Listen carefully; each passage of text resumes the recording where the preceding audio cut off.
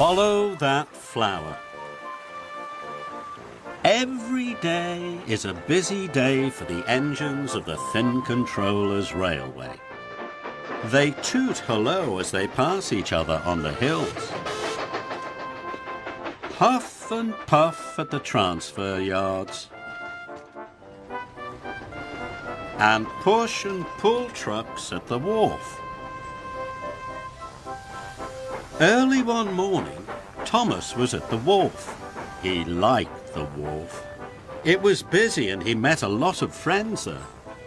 But today, Thomas was shunting trucks, and the trucks were being especially troublesome. It was taking all of Thomas's puff to keep them in order. Then James arrived.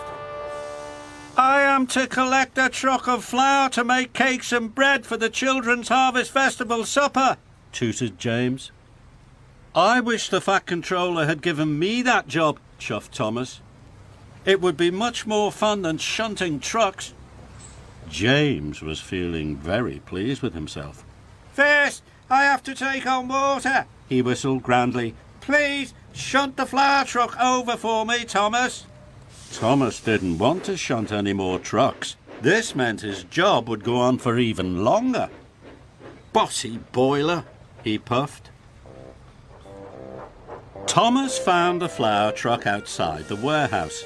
He wanted to move James's truck as quickly as he could, so Thomas wasn't taking care. He biffed the truck very hard, and the door came loose. But Thomas didn't see. An idea had flown into his funnel.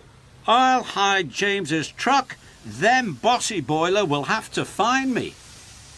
Thomas thought hide and seek was a grand idea. James came back from the water tower. He saw Thomas in the distance. And James saw that falling from the truck was a trail of flour. "Stop, Thomas!" whistled James. "Flour is falling out of your truck." But Thomas was too far away to hear. Thomas puffed into the warehouse to find somewhere to hide. More and more flour fell from the truck. James chased after Thomas. Thomas heard him coming. "How does he know where I am?" thought Thomas. "Thomas, the flour!" whistled James. But Thomas couldn't hear him. "James won't find me this time," he thought. Thomas was having fun. Thomas found another good place to hide. "James will never find me here," he hooted happily. But then he heard James's whistle again. "Bust my buffers," chuffed Thomas. "He's found me again." So Thomas puffed off.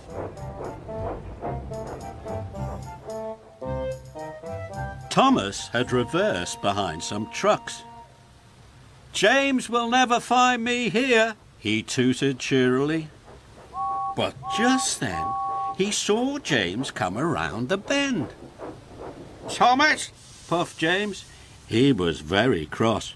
"You've left a trail of flour all over the wharf." "Cinders and ashes," cried Thomas. "I must have biffed the truck so hard that the door came loose."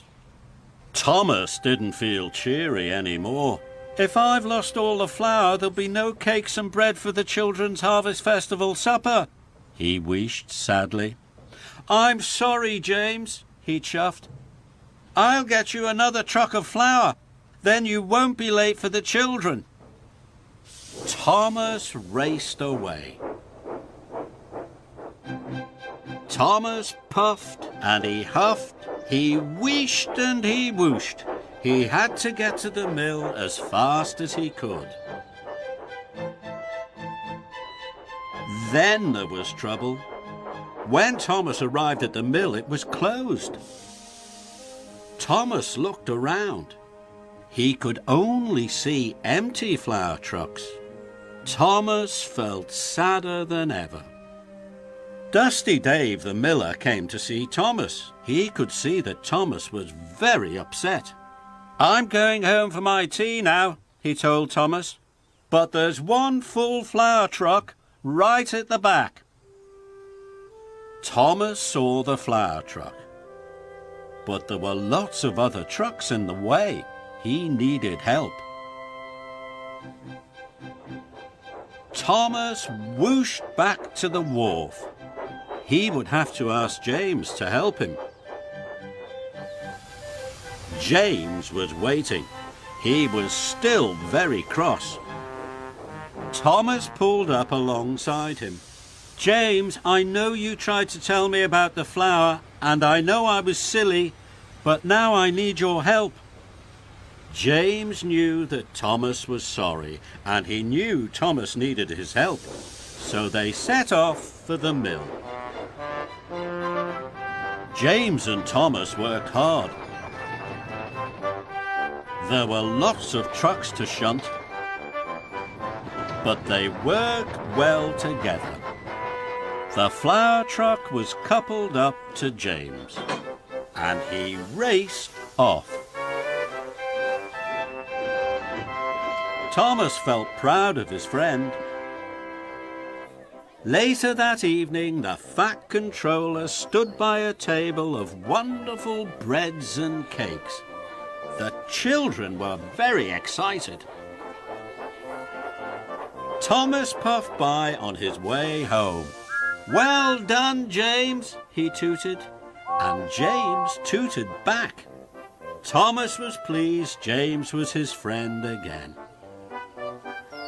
And Thomas smiled all the way back to Tidmouth Sheds.